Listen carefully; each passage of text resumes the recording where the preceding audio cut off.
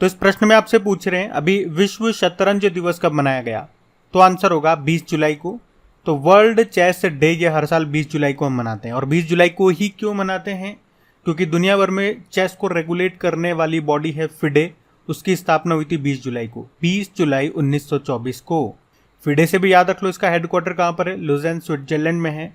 और अभी इसके वाइस प्रेसिडेंट बनाए गए थे कौन, विश्वनाथ आनंद, जो कि भारत के पहले ग्रैंड मास्टर हैं। तो इस प्रश्न में आपसे पूछ रहे हैं कि विश्व मस्तिष्क दिवस ये कब मनाया जाता है, तो आंसर होगा 22 जुलाई को। तो हर साल 22 जुलाई को वर्ल्ड ब्रेन डे के रूप में मनाया जाता है। और उद्देश्य क्या है इसको मनाने का, ज्ञान की कमी को दूर करना और मस्तिष्क के स्वास्थ्य हानि के बारे में लोगों में जागरूकता बढ़ाना। और इस बार की थीम क्या है, brain health and disability leave no one behind.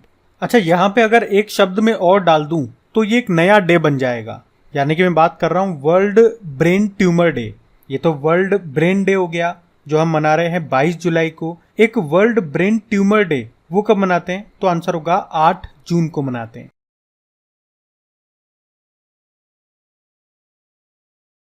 चलिए फिर बताइए, हाल ही में किसने 2026 के जो राष्ट्रमंडल खेल हैं उनकी मेजबानी के रूप में अपना नाम वापस ले लिया है, मतलब अब ये इसे होस्ट नहीं करेगा।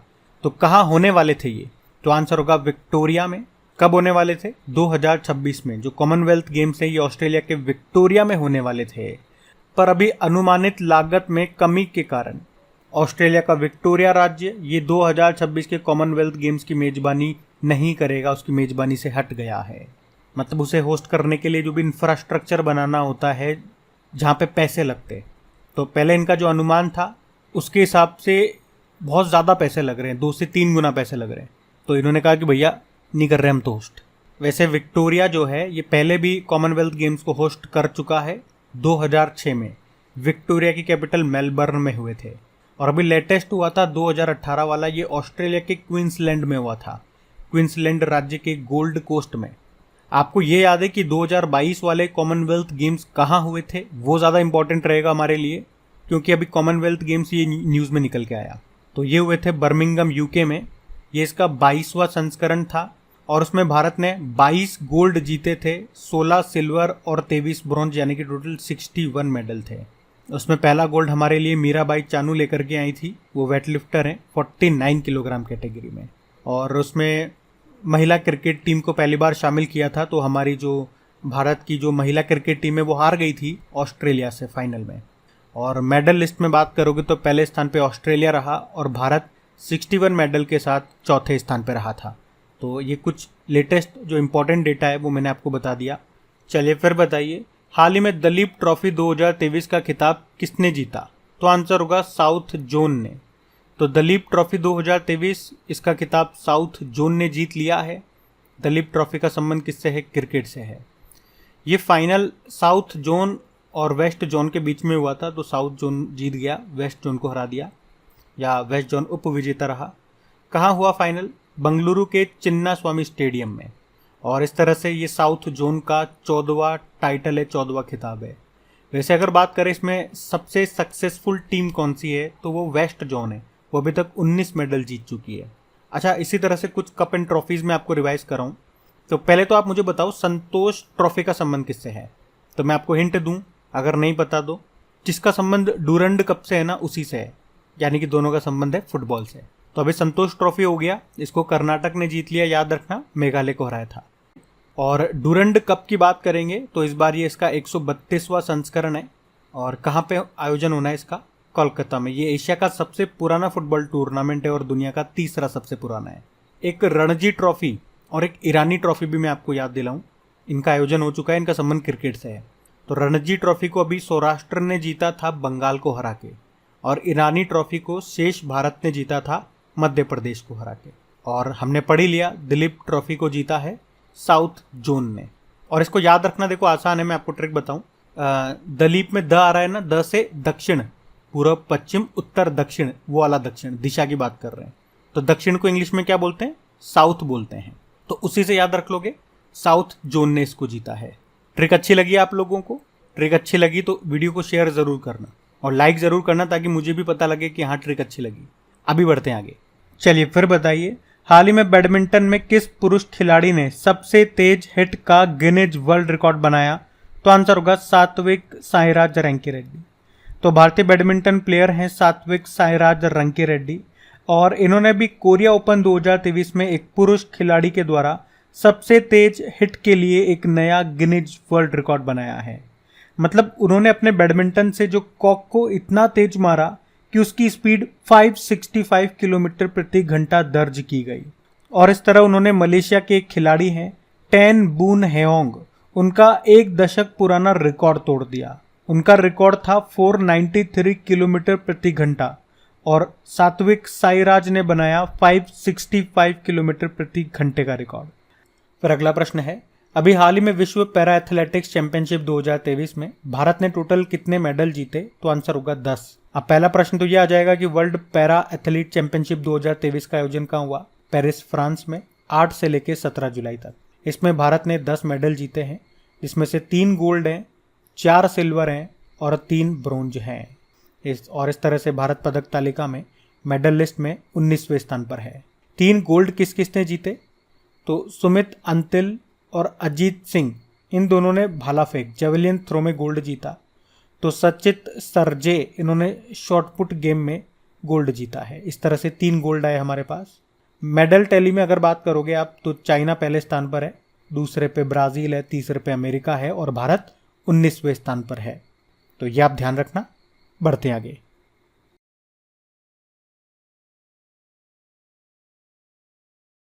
चलिए फिर बताइए, हाल ही में किसने अ फूल्स जर्नी नाम की बुक लिखी? तो आंसर होगा सारिका भारद्वाज ने। तो लेखिका सारिका भारद्वाज ने ये बुक लिखी है जिसका नाम है अ फूल्स जर्नी। बाकी अभी शशि थरूर, इन्होंने अ अम्बेडकर लाइफ नाम से बुक लिखी थी और एन एरा ऑफ डार्कनेस इनकी बहुत फेमस बुक है, वो भी इन्होंने लिखी है। राम माधव पार्टीशन फ्रीडम नाम से बुक लिखी और अभय के नालंदा नाम से बुक लिखी इन्होंने। चलिए फिर बताइए, हाल ही में थ्रू द ब्रोकन ग्लासेस नाम की बुक को किसने लिखा? तो आंसर होगा टी.एन. सेशन। तो भारत के पूर्व मुख्य चुनाव आयुक्त रहे टी.एन. सेशन ने ये बुक लिखी है जिसका नाम है थ्रू द ब्रोकन ग्लास। इसमें 1990 से 1995 तक चीफ इलेक्शन कमिश्नर के रूप में उनके कार्यकाल को बताया गया है। वैसे उनका निधन तो 2019 में ही हो चुका है और उनके निधन के 4 साल बाद अब इस बुक को प्रकाशित किया जा रहा है। और एक और बुक है जो इन्होंने लिखी थी जिसका नाम भी मैं आपको बता दूं, undocumented wonder the making of the great Indian election. ये बुक भी टी.एन. सेशन ने लिखी थी। और चलो बताओ आप, हमारे वर्तमान में चीफ इलेक्शन कमिश्नर मुख्य चुनाव आयुक्त कौन है और कौन से नंबर के हैं? ये आपके लिए होमवर्क प्रश्न हो गया। बाकी तो अभी Vinod Mankara prism the ancestral abode of rainbow नाम की बुक लिखी इन्होंने। और देवाशीष चटर्जी ने कृष्णा द सेवेंथ सेंस नाम की बुक लिखी। और Anita Bharat Shah colours of devotion नाम की बुक लिखी है इन्होंने। तो ये ध्यान रखना। आप पढ़ते आगे। फिर बताइए, अभी हाल ही में राग प्रकाश नाम की बुक को किसने लिखा? तो आंसर होगा डॉक्टर ओम प्रकाश कौल ने। तो एक्चुअली में अभी हिमाचल प्रदेश के जो मुख्यमंत्री हैं सुखविंदर सिंह सुक्खू, उन्होंने इस बुक को लॉन्च किया है जिसका नाम है राग प्रकाश और इसे लिखा है डॉक्टर ओम प्रकाश कौल ने। तो ये बुक रागों का एक विशेष समूह का कलेक्शन है, मतलब संगीत से संबंधित है ये बुक। और अभी Abhishek Choudhary Vajpayee the ascent of the Hindu right 1924 to 77 नाम से बुक लिखी। रूपा पाई द योग सूत्र फॉर चिल्ड्रन नाम से बुक लिखी और अभय के नालंदा नाम से बुक लिखी है इन्होंने। तो ये भी ध्यान रखना। बढ़ते हैं आगे।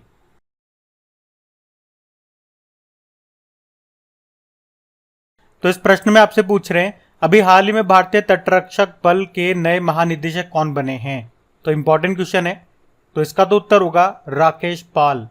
तो राकेश पाल ये इंडियन कोस्ट गार्ड के अभी 25वें नंबर के डायरेक्टर जनरल बन गए। आप पूछोगे इन्होंने किनका स्थान लिया? तो आंसर होगा वीरेंद्र सिंह पठानिया का। देखो, भारतीय तटरक्षक बल की बात करें, स्थापना होती 1978 में और इसका मुख्यालय नई दिल्ली में है और इसका आदर्श वाक्य है वयम रक्षाम, यानी कि हम रक्षा करते हैं। और पूछा जाए कि किस समिति की सिफारिश पे स्थापना होती है इसकी, तो रुस्तम जी समिति। और इंडियन कोस्ट गार्ड डे आप मनाते हो 1 फरवरी को। वैसे हमारे नेवल चीफ हैं R Hari Kumar, air chief marshal हैं विवेक राम चौधरी और आर्मी चीफ हैं मनोज पांडे।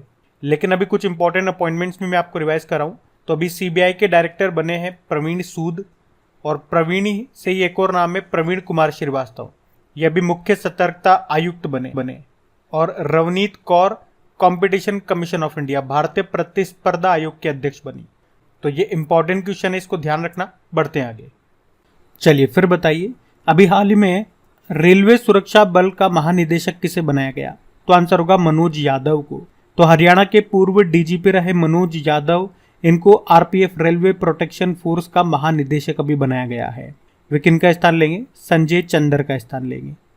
बाकी नेस्कॉम के नए चेयरमैन बने अनंत माहेश्वरी, एलआईसी के चेयरमैन बने सिद्धार्थ मोहंती, और टीसीएस के सीईओ बने के कृतिवासन। हमारा रेल मंत्री कौन है? अश्विनी वैष्णव है। और पहले रेल मंत्री कौन थे? जॉन मथाई। ध्यान रखना ये। बढ़ते आगे। फिर बताइए, अभी हाल ही में सीमेंट मैन्युफैक्चरर्स एसोसिएशन के अध्यक्ष कौन बने? तो आंसर होगा नीरज अखोरी। तो भारत के सबसे बड़े सीमेंट निर्माताओं के शीर्ष निकाय सीमेंट मैन्युफैक्चरर्स एसोसिएशन ने श्री सीमेंट के जो मैनेजिंग डायरेक्टर हैं नीरज अखोरी, उनको अध्यक्ष बनाया है। और जेएसडब्ल्यू सीमेंट के जो मैनेजिंग डायरेक्टर हैं पार्थ जिंदल, उनको उपाध्यक्ष बनाया है। देखो, सीमेंट मैन्युफैक्चरर्स एसोसिएशन की बात करें, इसकी स्थापना 1946 में भारतीय सीमेंट उद्योग की वृद्धि और विकास को बढ़ावा देने के उद्देश्य से इसकी स्थापना की गई थी। तो अभी इसके अध्यक्ष बने हैं नीरज अखोड़ी। बाकी अभी जियोलॉजिकल सर्वे ऑफ इंडिया के डायरेक्टर जनरल बने जनार्दन प्रसाद, यूआईडीएआई के सीईओ बने अमित अग्रवाल, और नितिन अग्रवाल ये बॉर्डर सिक्योरिटी फोर्स के डायरेक्टर जनरल बने थे। तो इनके नाम भी ध्यान रखना। बढ़ते हैं आगे।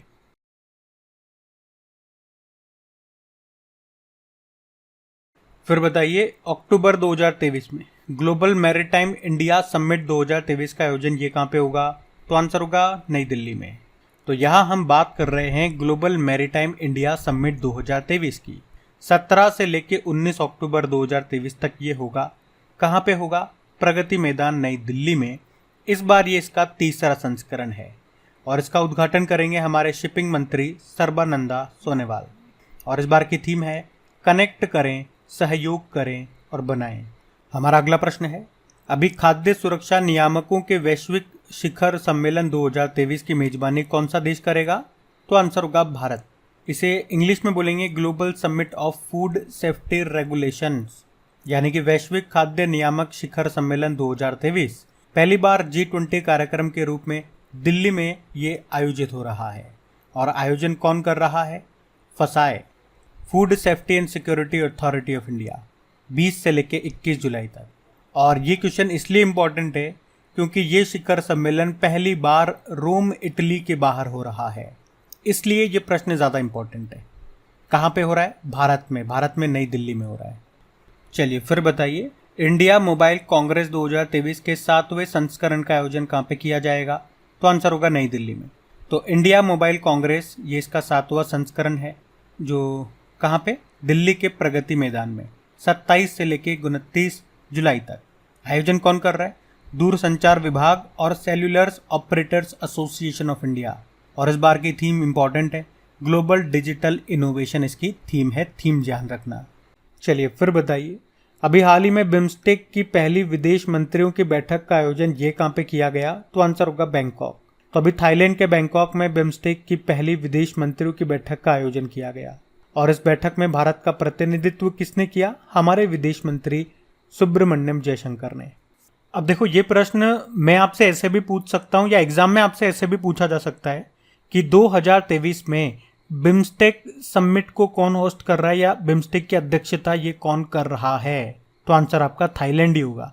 मैंने आपको बताया ना, कोई भी कंट्री अगर किसी भी समिट को होस्ट करता है या किसी की अध्यक्षता करता है, तो उसकी जितनी भी बैठकें होंगी, विदेश मंत्रियों की बैठक हो जाएगी, रक्षा मंत्रियों की बैठक हो जाएगी, या जो भी बैठक होगी वो उसी देश में होगी। जैसे कि आप देख लो ना, भारत G20 को होस्ट कर रहा है, तो इस बार जितनी भी बैठकें हो रही है, हर आए दिन कोई ना कोई बैठक होती रहती है, वो कहाँ पे हो रही है? भारत के अंदर ही हो रही है। तो याद रखना, 2023 में बिम्स्टेक समिट कौन से नंबर की है ये पूछोगे तो 6वें नंबर की है। तो ये होस्ट कर रहा है कौन? थाईलैंड।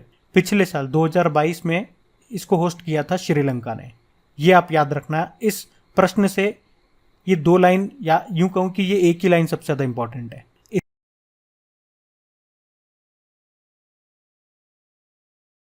चलिए फिर बताइए, हाल ही में किसने स्वच्छता पखवाड़ा पुरस्कार 2023 में पहला पुरस्कार जीता?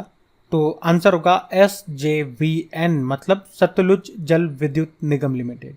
तो अभी SJVN लिमिटेड को ऊर्जा मंत्रालय के द्वारा स्वच्छता पखवाड़ा पुरस्कार 2023 में प्रथम पुरस्कार से सम्मानित किया गया। क्यों मिला इसको ये सम्मान, या ये पहले स्थान पे क्यों रहा इसमें? तो इसने स्वच्छता से संबंधित कई परियोजनाएं चलाई और स्वच्छता के लिए अच्छे तरह से काम किया, इसीलिए। और सतलुज जल विद्युत निगम लिमिटेड के CMD हैं NL शर्मा।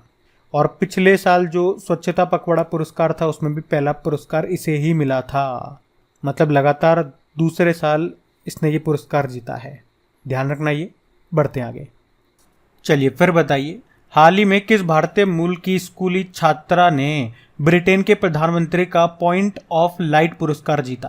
तो आंसर होगा मोक्ष रॉय।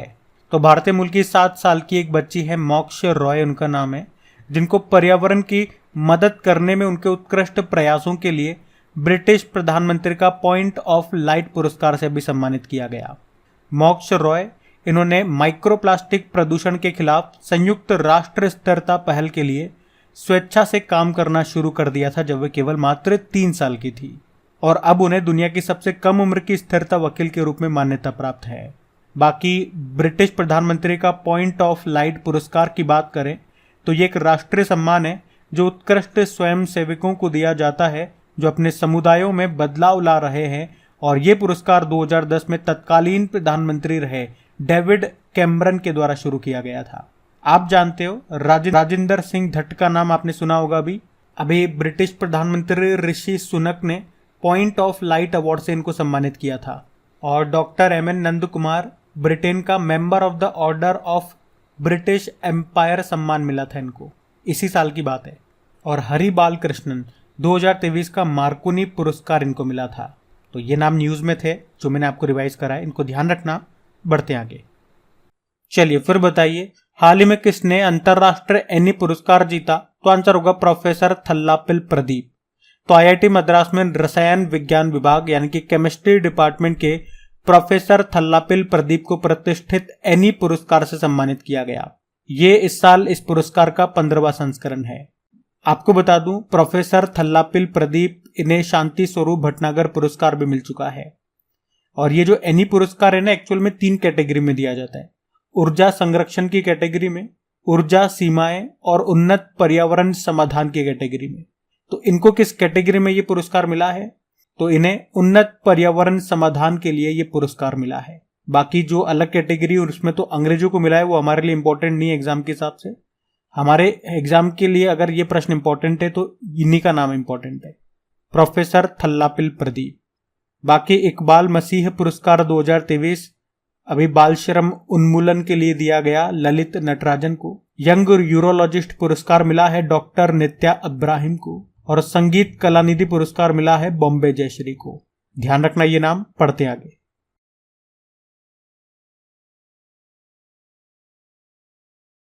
चलिए फिर बताइए कि विश्व का सबसे बड़ा कार्यालय भवन भारत के किस राज्य में स्थापित हुआ? तो आंसर होगा गुजरात में। तो भारत की जो डायमंड सिटी है यानी कि सूरत, वहीं पे दुनिया का सबसे बड़ा कार्यालय परिसर ये बन गया है। हम बात कर रहे हैं सूरत डायमंड बोर्स की, जो कि 65,000 से अधिक हीरा व्यापारियों के लिए वन स्टॉप शॉप है। इसका एरिया ही इतना बड़ा है। कितना बड़ा है? 7.1 मिलियन वर्ग फुट इसका एरिया है। और इस तरह से इसने विश्व के सबसे बड़े कार्यालय के रूप में अमेरिकी सुरक्षा विभाग के पेंटागन कार्यालय परिसर को पीछे छोड़ दिया है। अगर पूछोगे इसको बनाने में लागत कितनी आई होगी, तो 3,000 करोड़ रुपए से भी ज्यादा इसको बनाने में लागत आई है। और इसके वास्तुकार, आर्किटेक्चर का नाम भी बता दूं मैं आपको, मनित रस्तोगी इसके आर्किटेक्चर है। और सूरत को हम डायमंड सिटी कहते हैं ना, इसको डायमंड सिटी ऐसे ही नहीं कहते। विश्व के 90% हीरों को अंतिम रूप यहीं पे दिया जाता है। मतलब अगर आप ऐसे देखो, विश्व के 15 हीरे हैं तो उसमें से 14 हीरे यहीं पे बन रहे हैं। अच्छा, मुझे एक प्रश्न का उत्तर दो, अभी विश्व का सबसे बड़ा अंतरराष्ट्रीय मंदिर सम्मेलन और एक्सपो कहाँ हुआ? तो आंसर होगा वाराणसी में। चलिए फिर बताइए, देश की पहली सैटेलाइट नेटवर्क पोर्टल साइट ये कहाँ पे स्थापित की जाएगी? तो आंसर होगा गुजरात में। तो अभी देश की पहली सैटेलाइट नेटवर्क पोर्टल साइट ये गुजरात में स्थापित होगी। गुजरात में कहाँ? गुजरात के मेहसाणा जिले के जोताना तालुका के कटोसन और जातुरा में। और इसके लिए गुजरात सरकार ने लंदन स्थित एक कंपनी है वन वेब, उसके साथ समझौता किया है। और उद्देश्य क्या है इसका? तो सरकार सहित विभिन्न क्षेत्रों को किफ़ायती कनेक्टिविटी प्रदान करना और देश भर में सस्ती दरों पर निरंतर और सुरक्षित सैटेलाइट इंटरनेट पहुंच प्रदान करना इसका उद्देश्य रहा है। वन वेब कंपनी की भी बात कर ले तो ये 648 सैटेलाइट वाली एक लो अर्थ ऑर्बिट सैटेलाइट कंपनी है। मतलब इसके टोटल कितने सैटेलाइट्स हैं जो कि लोअर अर्थ ऑर्बिट में प्रेजेंट हैं? तो आंसर होगा 648। ये लंदन की एक कंपनी है, इसका मुख्यालय लंदन में है। और इस कंपनी का उद्देश्य क्या है, इसका लक्ष्य क्या है? वैश्विक संचार यानी कि ग्लोबल कनेक्टिविटी नेटवर्क स्थापित करना। आपको याद होगा एक करंट अफेयर्स का प्रश्न, इसरो ने वन वेब के 36 सैटेलाइट्स को लॉन्च किया था इसी साल के स्टार्टिंग में।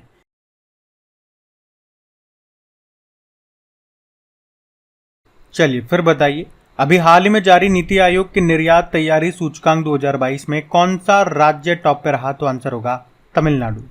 तो अभी निर्यात तैयारी सूचकांक 2022 इसको जारी किया नीति आयोग ने, और इसमें महाराष्ट्र और गुजरात को पीछे छोड़कर तमिलनाडु पहले स्थान पर रहा है।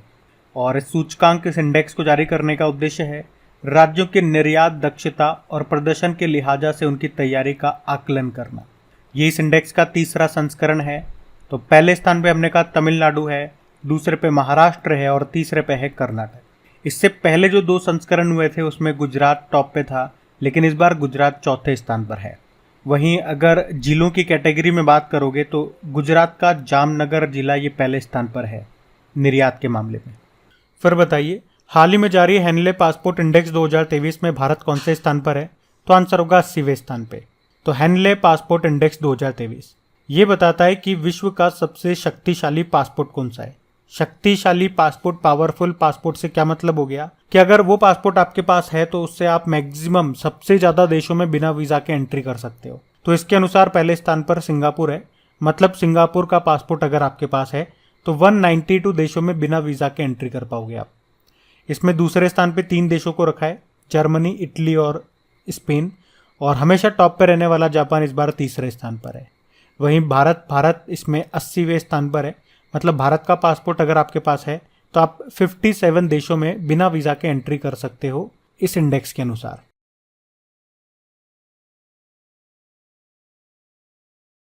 फिर बताइए, बोनालू महोत्सव का संबंध किस राज्य से है? तो आंसर होगा तेलंगाना। तो ये एक हिंदू त्योहार है जिसमें देवी महाकाली की पूजा की जाती है। याद रखना, बोनालू ये तेलंगाना का वार्षिक त्योहार है जो आषाढ़ महीने में यानी कि जुलाई और अगस्त में मनाया जाता है। तो मन्नत पूर्ति के लिए देवी को धन्यवाद करने के लिए ये उत्सव मनाया जाता है। कहाँ पे? तेलंगाना में। तेलंगाना के 2 और फेमस फेस्टिवल है, जैसे कि बत्तुकम्मा त्योहार हो गया, जिसे फूलों का त्योहार भी कहा जाता है, और एक मेदराम जात्रा उत्सव, इसका संबंध भी है तेलंगाना से। चचिन चराई महोत्सव ये कहाँ पे मनाया गया? तो आंसर होगा अरुणाचल प्रदेश। तो अरुणाचल प्रदेश के बुमला दर्रे के पास तवांग क्षेत्र के स्थानीय चरवाहों ने 14 और 15 जुलाई को ये चचिन चराई महोत्सव मनाया। और इस उत्सव में स्थानीय चरवाहों की सहायता के लिए एक चिकित्सा शिविर का भी आयोजन किया गया।